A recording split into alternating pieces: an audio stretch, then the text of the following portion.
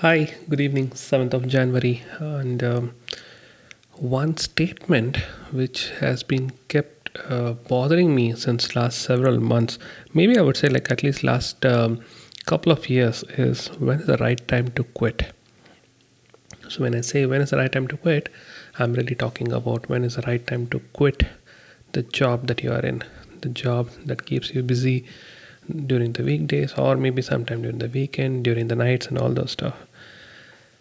If you really go through YouTube, some creators and all those stuff, like be it photographers, filmmakers, or travelers, or whatever, you see so many videos or so many stories about how I quit my full time job to become a traveler, or how I quit my 9 to 6 job to become a filmmaker, and all those stuff. So many variations of videos that you'll see.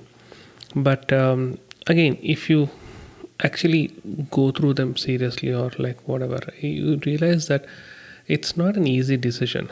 Okay, they take probably months or years. And like nobody wakes up in the morning and says that okay, the first thing I'm going to do when I log into the work today is send a resignation.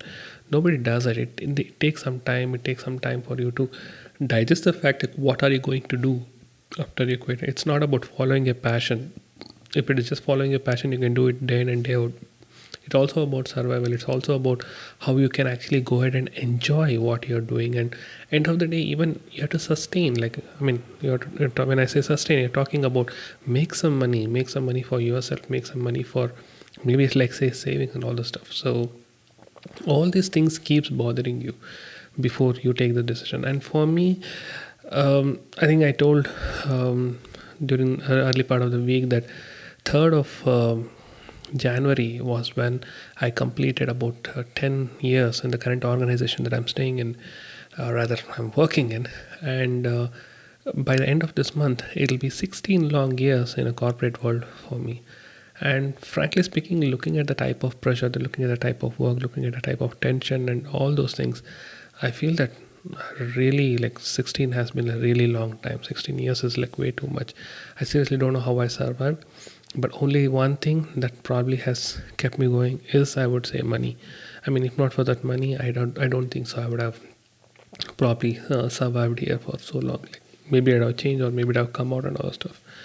But again, there are so many factors. Again, it's like you can't just say you're getting good money, so let me keep my passion only for the weekend.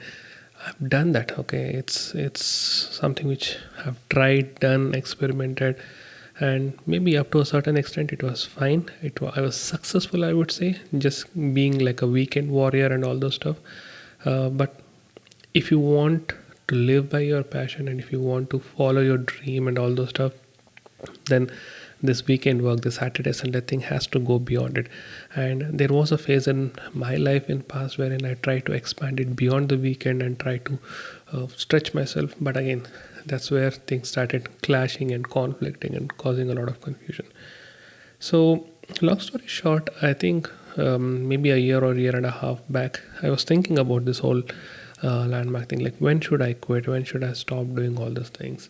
And probably concentrate on doing something which I like, which is traveling and photography and all those stuff. And at one point, I felt like, okay, 2021 January, that's when I would probably complete 10 years in this organization, and that would be like close to 16 years in my whole IT career. That's when I should say, like, I should call it quits and start doing it full time. But now, what really happened over the last 2 to 3 years, 2.5, 3 years, is something which was I didn't anticipate, and I really wanted to sustain what I was doing, especially when it comes to filmmaking and photography and all those stuff. Make it like a side hustle, grow it, make it like a proper brand, okay, and then hop onto it when I quit the corporate job. But it took a steep downward dip, and that's what bothers me now. Now, if I really look back and think like, okay, when should I? If I have to answer it now, I have a kind of like a fear in my mind, like, okay, no, this is not the right time. I need to just like hold on for some more time, because I need to rebuild that. The one word that is kept on ringing in my head since last several weeks is resilience, which is like I need to rebuild my brand. I need to rebuild who I am as a photographer or as filmmaker or whatever. And I'm pretty sure, like, my name, my brand, the whole thing has probably noticeably come down. People still recognize me when I message them, but it's not the same recognition like what was there about maybe 5 years back or even 10 years back. So I need to rebuild this whole thing, come to a kind of a position wherein people identify me like, oh, this is the person behind those photos or behind those videos. So that's when I should do. But again, how long will I take? That's the biggest question that I have in my mind.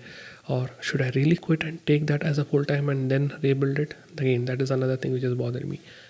As of now, no, I don't have an answer. But rebuilding this whole image of mine, rebuilding this whole portfolio, rebuilding this whole um, thing that aura around me that I had mm, ages ago. That's what I think I need to really concentrate on this year.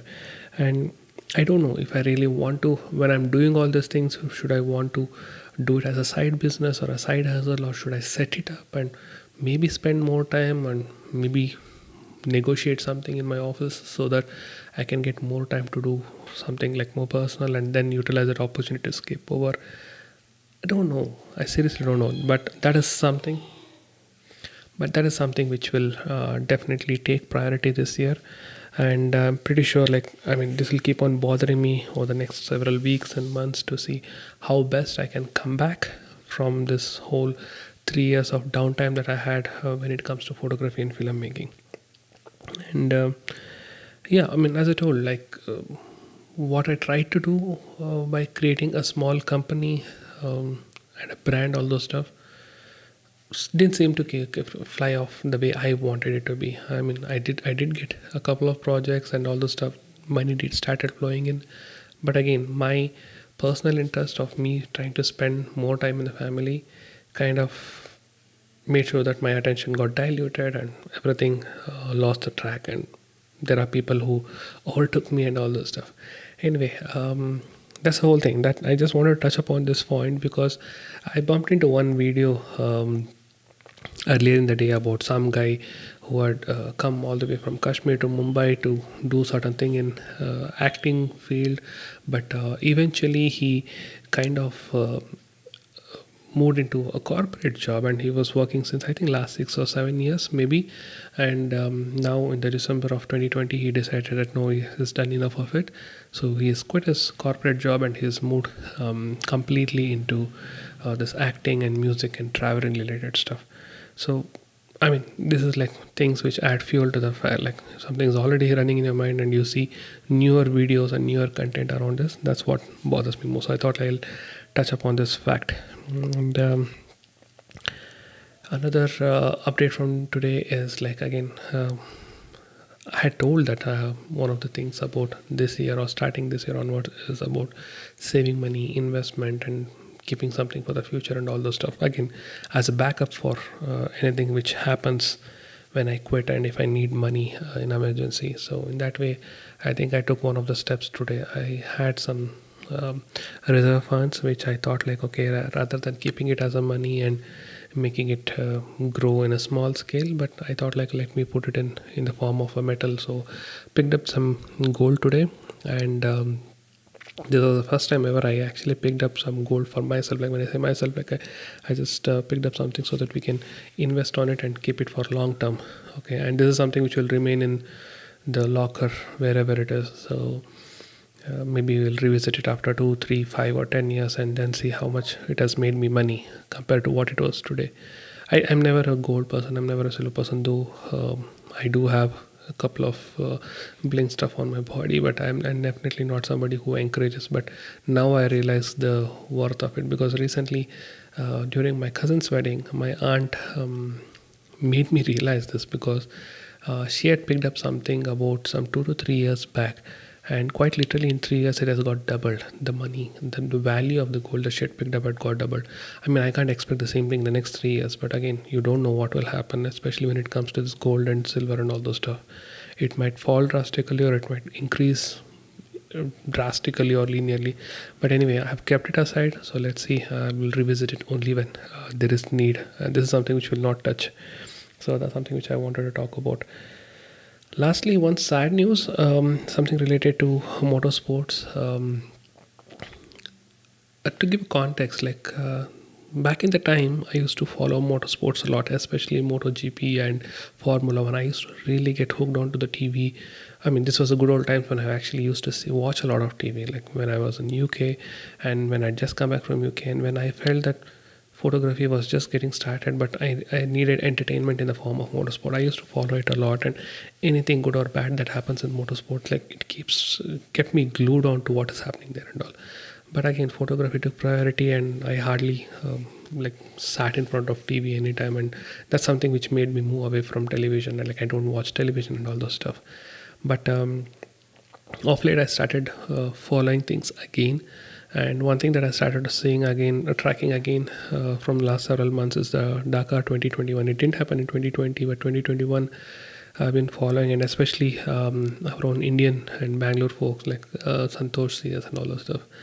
It just started on 3rd of January. It's one of the biggest rally events in the world. Like every single person's eyeball is there on Dakar Rally when it happens.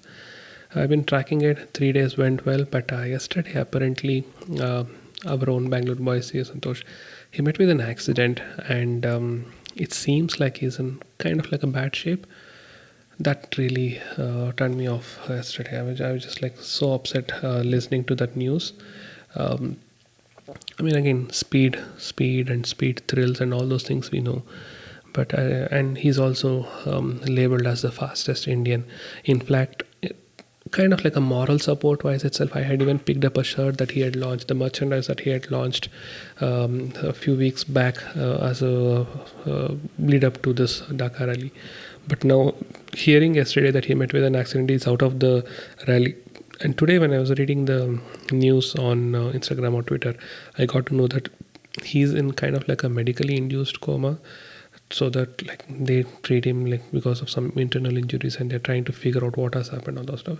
This scares a lot. Like sometimes I feel like, okay, do people really have to do all this speed or thrill or adventure related stuff to get into such risk?